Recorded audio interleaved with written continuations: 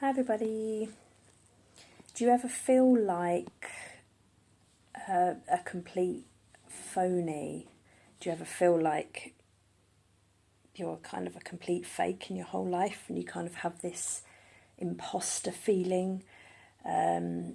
Like this fear that one day you're going to be found out and people are going to know that you're not really as fantastic as people think you are, or that you don't really have any good qualities, and that deep down you're this really bad person and people are going to discover the real you. Well, if you've ever felt like this, statistics have shown that a massive proportion of people feel like this. Even people that other people would deem successful feel like this. Something like 60 or 70% of people feel this way. There's actually a name for it. It's a kind of psychological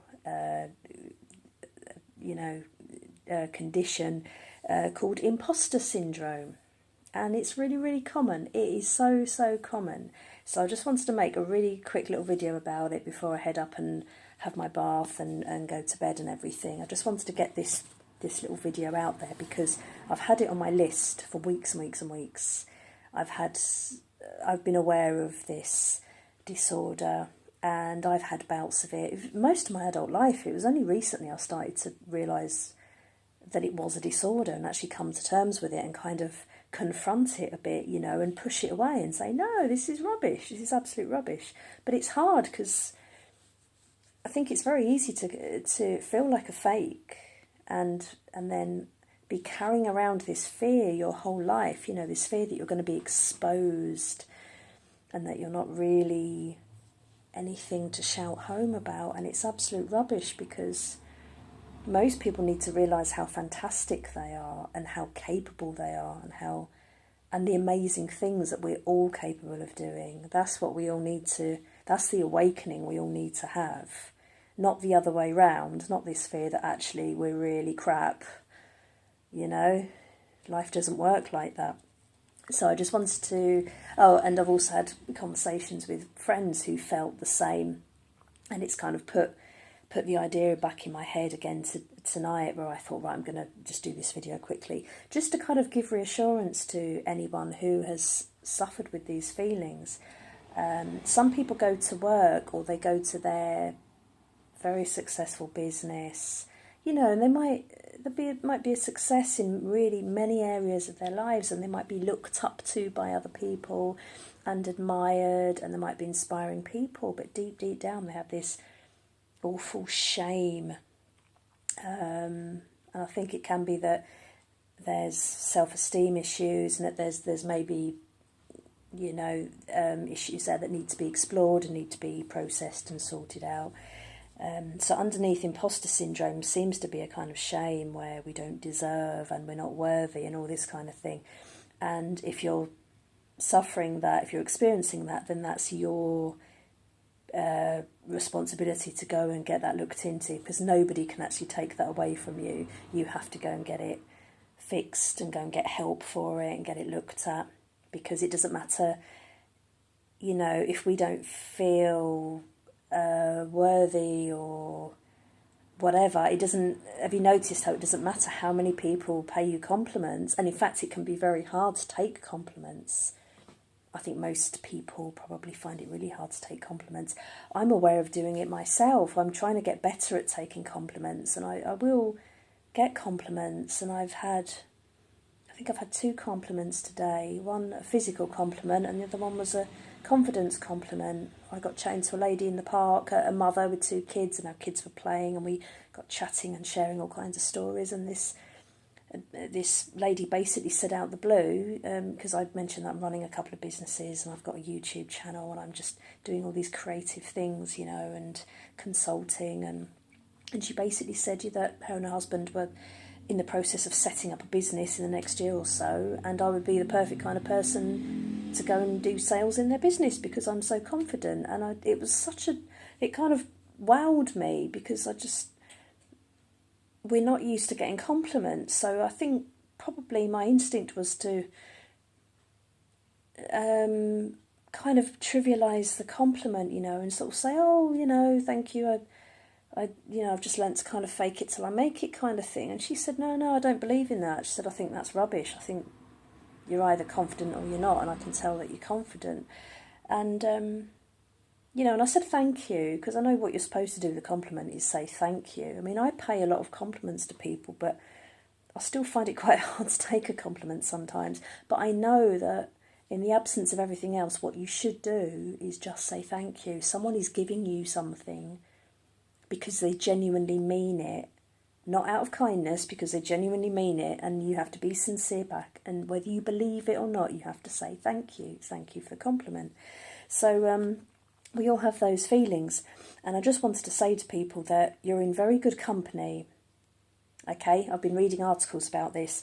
So if you have this imposter syndrome and you feel like a fake and you've got a fear of being exposed, then you are in the company of people like Kate Winslet, amazing, successful, beautiful inside and out British actress, who said in an interview that she would wake up every morning and then say to herself, boy, I have to go and pretend to be an actress now, because she just didn't feel like she was an actress. She didn't feel deserving of that role.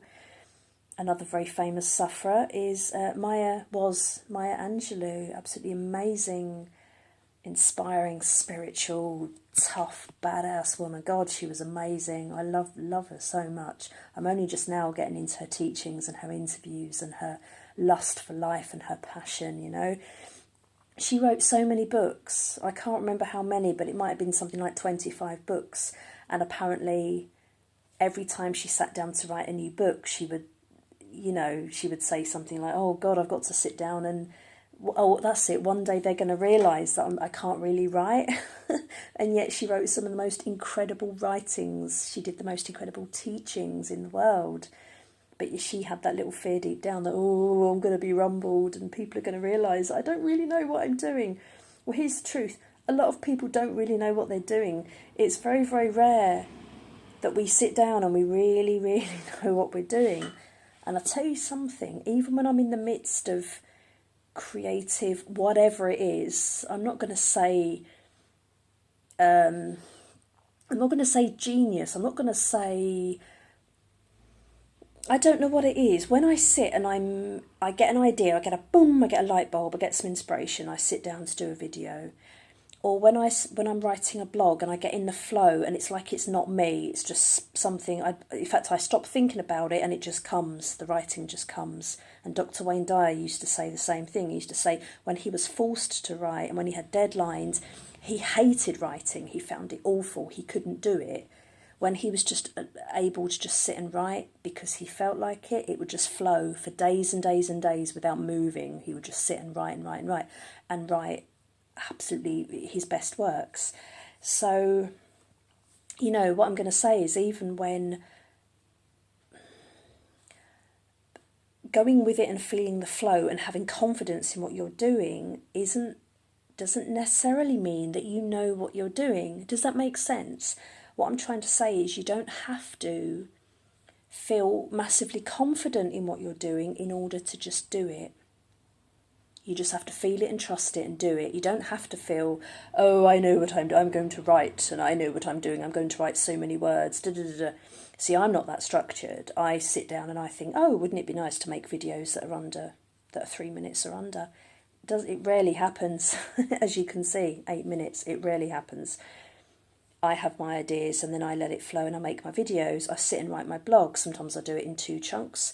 I might start half a blog because I get a sudden idea and then I stop because I think, right, I'm a bit stuck now, I'll stop. And then I come back to it and click. It writes itself, So just sitting down and doing it and just trusting the process isn't the same as having absolute certainty in what you're doing. You can just trust it to flow. You don't have to be confident. You don't have to have a feeling of, I know exactly what I'm doing and the structure of it and the words that are going to come. Because I tell you what, when I get creative, I really don't know what's going to come. I have a rough idea and maybe a skeleton, like a rough outline, and then it kind of just writes itself. It's kind of very loose within that skeleton, if that makes sense. So basically, don't worry about it. If you feel like an imposter, you're in good company. It could be a sign of high intelligence, high awareness. It could be a sign of genius. Just go with what you want to do. Go with your interests. Go with what you're feeling. Accept the feeling of feeling fake and kind of push up against it and poke it and say, what is this? Who are you? What's going on with this? Because actually, I'm awesome. Now, you might not believe you're awesome, but just start toying with the idea. And this is what Louise Hay used to say when she would talk about learning how to love yourself. She would say, it might be very difficult for you to be able to look in a mirror and say, I love you, you're awesome. She said, so just start with starting to like yourself. Start small. Say, I could be willing to possibly like and accept myself a tiny, tiny bit. You don't have to go all in and think that you're a genius, but just start toying with the idea that, do you know what, maybe I am bloody awesome. Maybe I can get stuff done. Maybe I have got some skills. Maybe I have got some creativity. Maybe I can write an article. Maybe I can inspire someone. Anybody can do it. It doesn't matter about your level of education, what you've been through. In fact, probably the more you've been through, the better, because you've got more lessons, more wisdom to channel. You've got more experience in order to help and inspire other people. So anyway, yeah, just start accepting that you're awesome. Another little tip I picked up was try and follow your calling rather than just a career. If there's any way that you can figure out what you absolutely love doing and just find a way to do it, even if it's around your full-time job, if you can find a way, if you love painting, could you be commissioned to do paintings and make a bit of money, and maybe even begin to start building it up as a business? You have to start small. You start off with one painting or one article or whatever it is that you make or create or produce. What do you absolutely love doing? Can you find a way of just doing that around your job? And then can you find a way of making money from doing that? You know, we all start somewhere. So anyway, I've rambled on a bit. I hope you enjoyed my video. Please like, please subscribe, please share. And I hope you're all doing awesome, which I know you all are. And I will see you soon in another video. Cheers, everyone.